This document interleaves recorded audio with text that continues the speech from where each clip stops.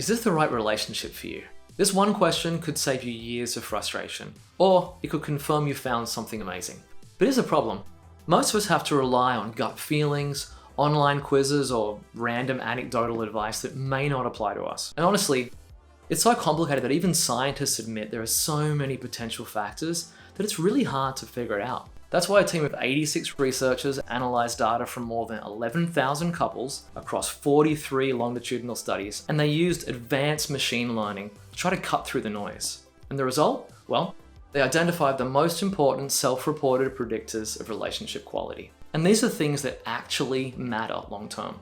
Welcome back, I'm Dr. Thomas Smithyman, I'm a clinical psychologist and I'm the author of this book. In this video, I'm breaking down the top 5 relationship quality predictors from the study.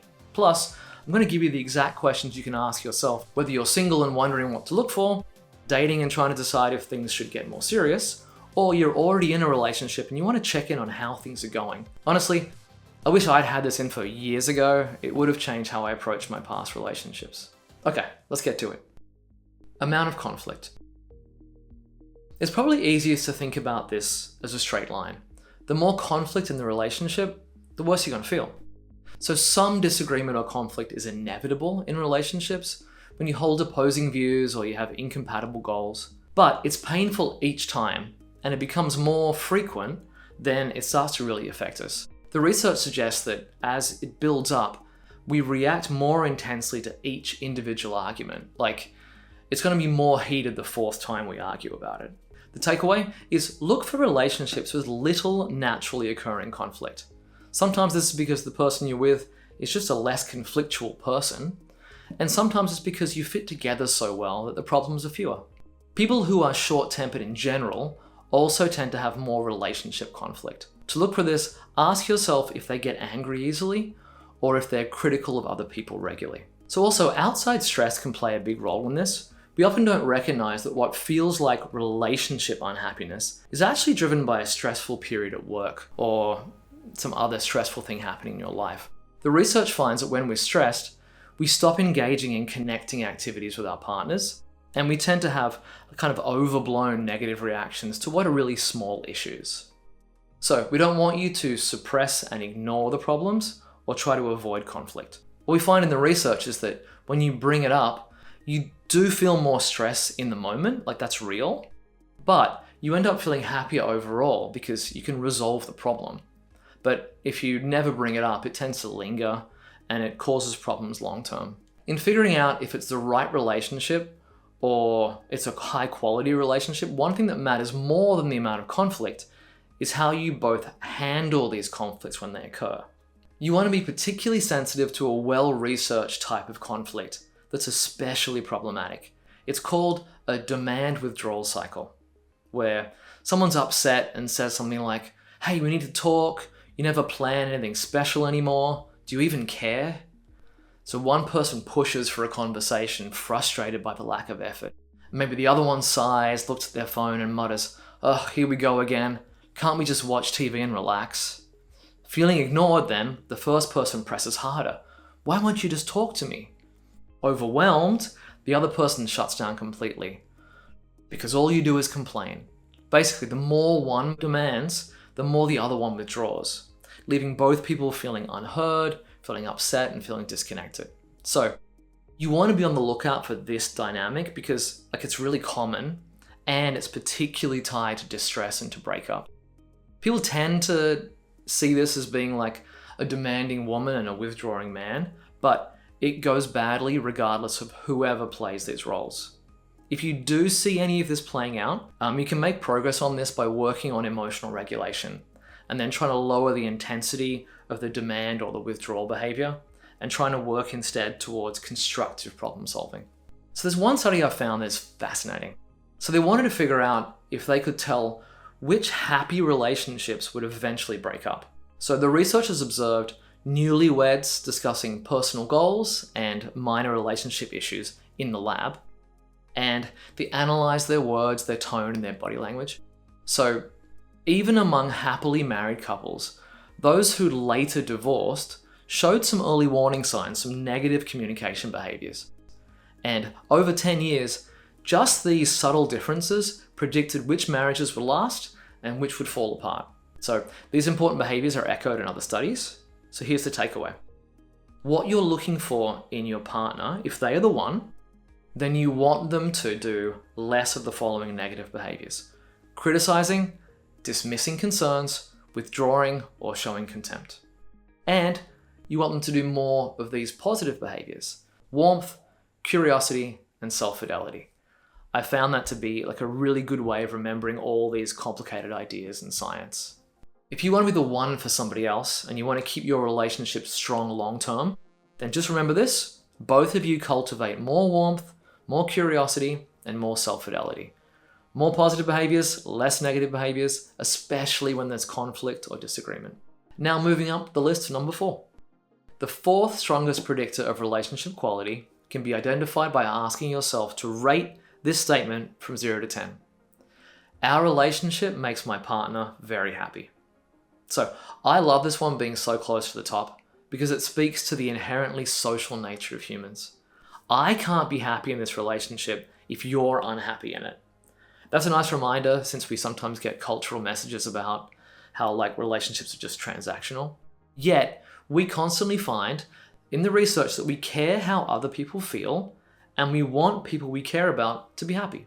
So one important sign of connection in dating is that we're emotionally impacted by what the other person is feeling. If you're dating someone and they seem unaffected or shut down in response to your emotions, that's a sign of disconnection. So if you're not sure where your partner falls with this, I'd recommend asking, like always. It's nice to hear it said directly, and we want to know if there are issues. It can help us actively and constructively take action to improve them. When I was young and I sensed somebody I was dating wasn't happy, personally, I'd be afraid they'd get more unhappy if I had them talking about it. So instead, I would try to guess what the problem was and come up with some solution. It was generally pretty unsuccessful because my mind reading skills were very undeveloped. Obviously now I'm telepathic. So I'm sure we've all heard the phrase, happy wife, happy life. And it feels great to be with someone who's happy to be with us. But on the flip side, there is no end to the amount of torture to be experienced when you're with somebody you can tell is unsatisfied with you. Some of us get stuck in limbo, dating people who are not clearly into us, but are also not completely uninterested. We get stuck in the maybes. And this can be a source of a lot of wasted time and analysis and angst, overthinking. So remember, they're only the one if you're the one. Okay, this happy wife, happy life, be happy husband, happy spouse, happy house. This idea, this happy spouse, happy house idea, this doesn't mean that we should suppress our needs and try to fake some positivity, try to manage our partner's emotions and do a bunch of people pleasing. That's not going to work. We need you to have your own self-fidelity. In general, instead, we want you to focus on finding the people that really want to be with you and are happy being with you. Again, to some extent, people that fit well with us will be more satisfied, and people who are more satisfied with life in general have been shown to be more satisfied in their relationships. So this means if you sense they aren't happy, it may not really be about you. Maybe it has more to do with their own struggles. But if you want to work on increasing your partner's relationship satisfaction, and who doesn't, right? We all should. Who's no, I'm good. They're plenty happy. Tone it down. We all want to do this, all right? So do those positive behaviors from the previous section, being warm, being actively engaged, directly communicating. If you do it, they will tend to reciprocate and mirror that. But I'd also recommend focusing on a specific type of behavior that's been strongly linked to relationship satisfaction and that really highlights that mutual emotional connection humans have. It's all about how we respond to our partner, and it's a cornerstone of the social connection model. Focus on being great at the skill of responsiveness, which just means when they share, we pay attention, we show understanding, care, and validation. If your partner seems quiet or upset, you might say, hey, you seem a bit off today. Do you want to talk about it, or would you rather just relax together for a bit? So this shows you notice their emotions, you respect their space, and you're offering support without demanding it, and you make them feel cared for. So when we're attuned to our partners in these ways, they feel good. They become more open and vulnerable over time, since they feel safe and they feel connected. So research suggests that how you respond when your partner specifically shares good news is surprisingly important. If they say like, oh, I just got a promotion, saying, that's amazing, I knew you'd get it, you've worked so hard, like, let's go celebrate. That shows enthusiasm and support, and that strengthens your connection. But in contrast, if you were to say like, oh cool, did you get my groceries for me? Well, this ignores their excitement, it makes them feel unimportant, and research shows that it's this enthusiastic acknowledgement of a partner's successes. This boosts relationship satisfaction, while these dismissive responses weaken our closeness. So basically, an easy boost here is simply celebrate their wins and don't rain on their parade. Okay, that was number 4. Let's talk about our next, even more powerful predictor. The next question you want to ask yourself is this: how satisfied are you with the quality of physical intimacy in your relationship? Importantly, this isn't asking what you're doing with your partner or how often or for how long or anything like that, because there's no specific rules, right? Because people are individual in their interests and their desires. Instead, the focus here is on how satisfied you are with the current state of affairs. Why is this a big deal? After all, it's gotten to number 3 on our list of the most important predictors of relationship quality. Well, the science is pretty interesting because it points to a reinforcing cycle between emotional closeness and physical intimacy. When partners feel connected, there tends to be more physical intimacy, which makes sense. But what's really fascinating is that physical intimacy in turn seems to drive emotional connection and relationship satisfaction. So when this cycle is interrupted, relationship satisfaction tends to drop. Essentially, staying emotionally and physically connected both help the relationship over time. If you notice that the physical connection has stalled a little, it's a good idea to stop and consider whether this could be due to some kind of disruption in the psychological connection of the relationship. So we can look at it potentially as an alarm going off, warning us to look at the state of the relationship. Is there an issue getting in the way? Is someone dissatisfied? And it encourages to invest into psychological intimacy, self-disclosure, responsiveness, and all those positive communication behaviors we discussed before. Some other research suggests that affectionate touch can also play a strong role here. It is also associated with an increase in various types of psychological and physical intimacy, and it can be a way of nurturing your connection that is a bit less intense. Okay, perhaps you already get this idea that physical intimacy can help drive connection from your own experiences. The idea is that desire is strong early on in the relationship because it's operating as a mechanism which encourages a pair bond. But over the course of time, the system kind of retreats, and then attachment and care systems take over. So relationships can become less intensely physical and more companionate. But it appears worth nurturing that physical intimacy over the long term, since it's so closely connected with relationship satisfaction. Self-expansion theory can give us one intervention we can use to keep desire burning long term. Basically, the research indicates that finding new exciting things to do with your partner seems to trigger a boost in passion. So perhaps learning a new skill together, exploring unfamiliar places, engaging in adventurous experiences. Just doing pleasant things isn't enough, because they have to be challenging in some way or involve growth, and you have to do them together. This is important to keep in mind because it's very easy to relax into a relationship and just do the same like nice, pleasant things all the time. This is great, but it's also easy for that to kind of start to drift into boredom if that's all you do. You both want to grow within the relationship. So for example, Hope and I have a rule that we have to do one novel cultural experience each week. So this might be visiting a new neighborhood we haven't been to, or like going to an event and trying to meet people together, or a lot of times going to experimental shows or art or movies. Sometimes the event itself is like a bit of a miss, but we always enjoy the experience and sharing and reflecting on it. Okay, I know getting to this topic can feel a little sticky for some people, but I like the framework from Laura Vowles and her colleagues about how to thoughtfully respond to each other's desires. So they frame this as listening to and trying to accommodate each other's needs if possible, but still respecting everyone's safety and everyone's boundaries. On to number 2. Try rating how much you agree with this statement from 0 to 10. I feel very lucky to have my partner in my life. The more you appreciate your partner, the happier you are in the relationship. But this may not work in the way that you're imagining. So, have you ever been with someone and as you start to get closer and more connected, you start to see all these wonderful qualities they have? Perhaps you didn't realize they were so great, so kind, so attractive. Or perhaps you get to know them and you just start to love them more. Maybe you used to be into something else, but now you realize, no, they're my type. Yes, I'm sure they're awesome, but there's probably also something called the positive illusion mechanism kicking in as you form this connection. Basically, we naturally see our partners in an idealized way, believing that they're more attractive, kind, compatible, or whatever than they might objectively be, especially when we feel connected to them. I always found it hilarious when I'd come across attractiveness research that essentially said, you are mistakenly thinking your partner is better looking than they are.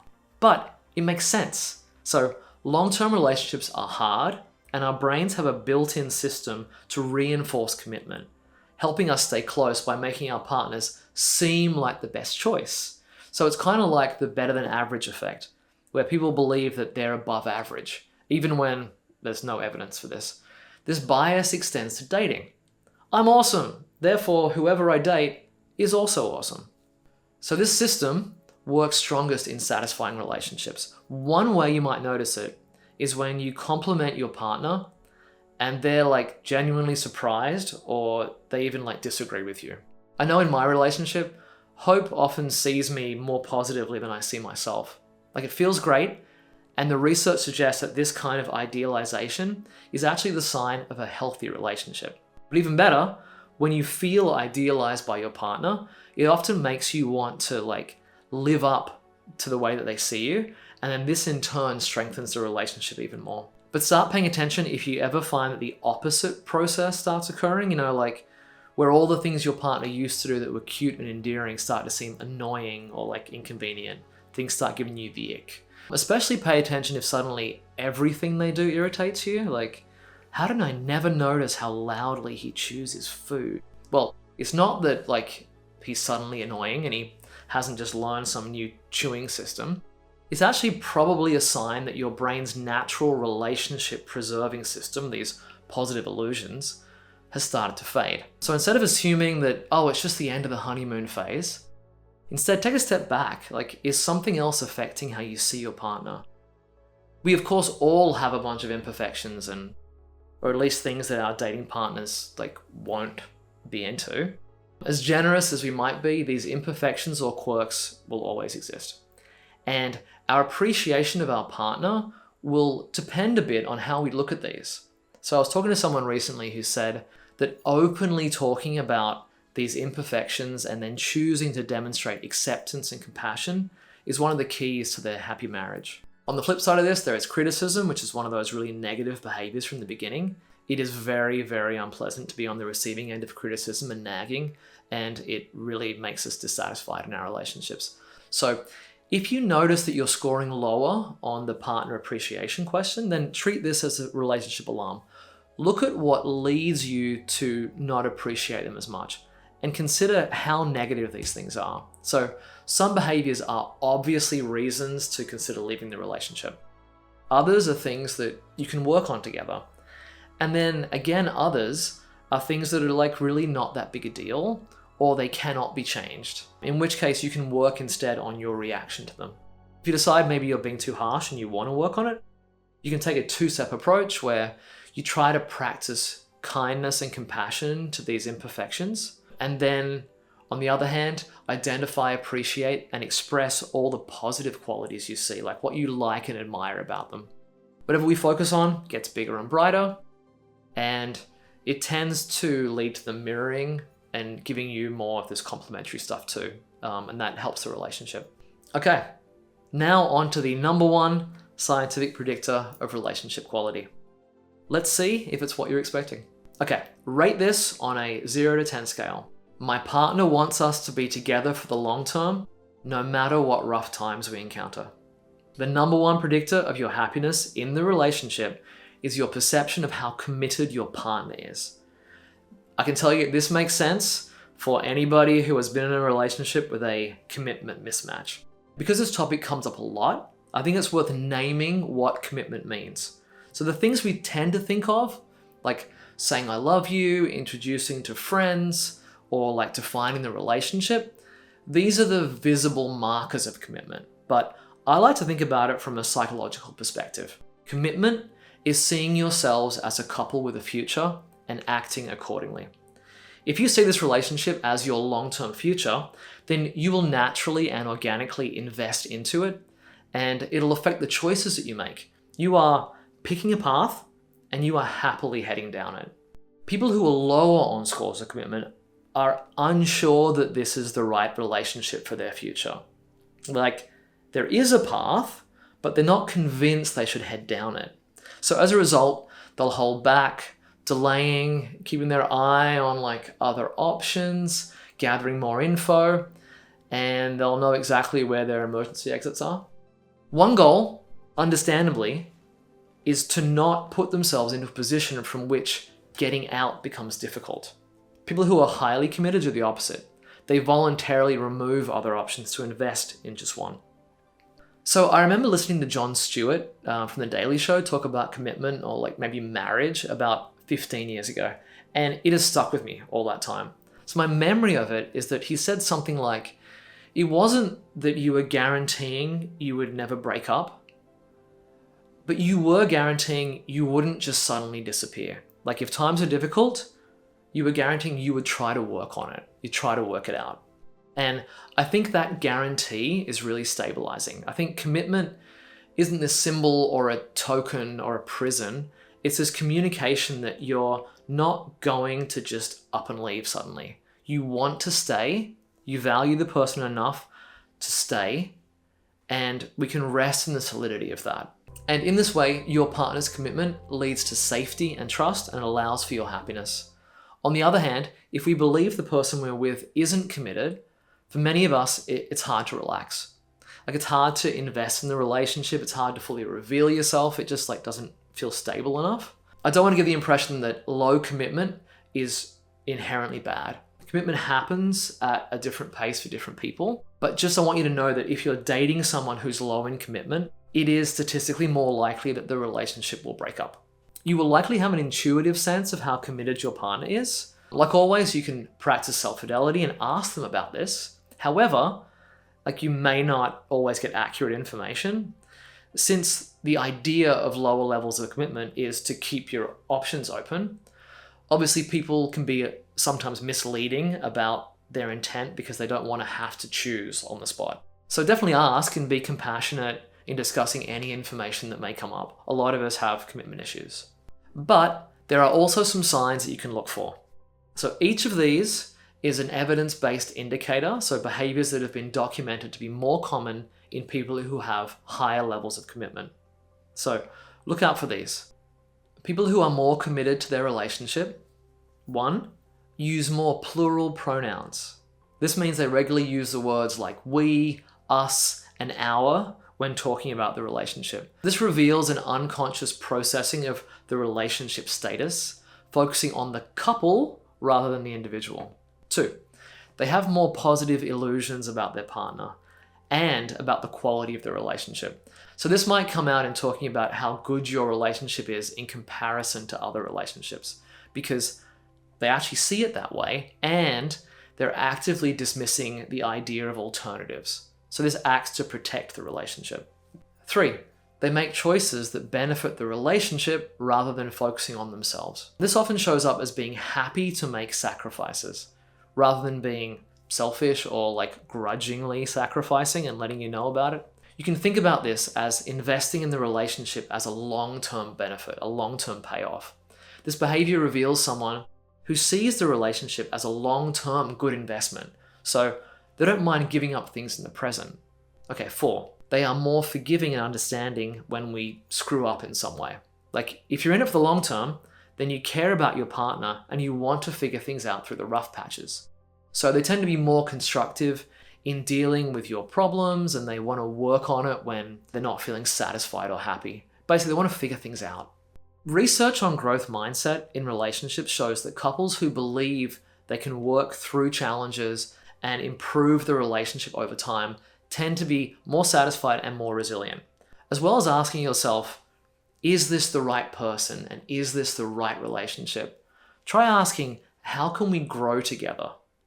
If you want to keep developing your social and relationship skills, then watch this video next.